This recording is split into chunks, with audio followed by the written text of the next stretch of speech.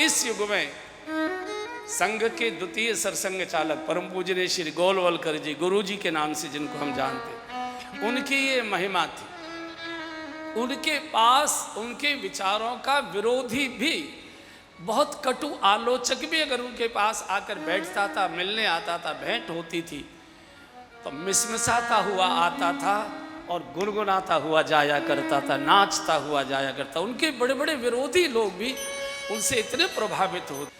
एक बार पूजनीय श्री गुरु जी से मिलने के लिए उस समय का मुस्लिम लीग का सबसे बड़ा शिखर पुरुष मिलने आया अपने साथियों के साथ, और संघ की विचारधारा और मुस्लिम लीग की विचारधारा में काफ़ी विरोधाभास है।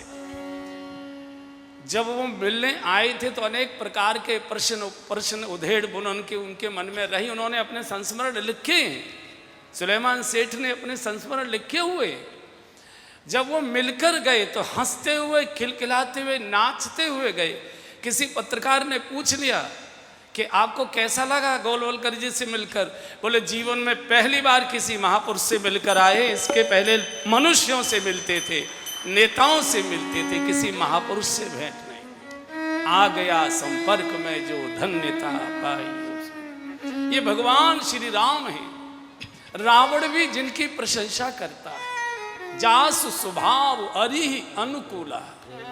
दुश्मन भी जिनके शील स्वभाव का वर्णन करते, जय जयकार करते हो। आपने सुना होगा भगवान के शील स्वभाव के बारे में। जिस समय मेघनाथ रणांगण में मारा गया और मेघनाथ की लाश रणभूमि में पड़ी थी, तो सुलोचना रावण के दरबार में गई हैं और कहा कि पिताजी मेरे पति की लाश मंगाइए, मुझे सती होना है उनके साथ। बोले बेटी वहाँ तो कोई जा नहीं सकता, फिर कैसे?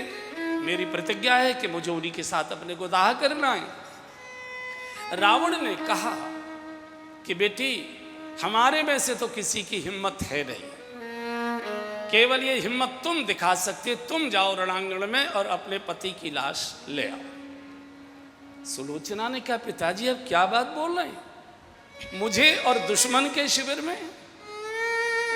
आपको मालूम नहीं दुश्मन मेरे साथ क्या व्यवहार कर सकता है? ऐसा वर्णन है। रावण कभी रोता नहीं था। रावण का अर्थ है जो सबको रुलाए वो रावण होता है। आज रावण रो गया और रो कर कहा बेटी ऋषि पुत्र मैं हूं, मेरे बाप दादे ऋषि थे, मैं ऋषियों की संतान हूं। मैंने वेद शास्त्र पुराण सब कुछ मैंने शंकर जी के चरणों में बैठकर पढ़ा है।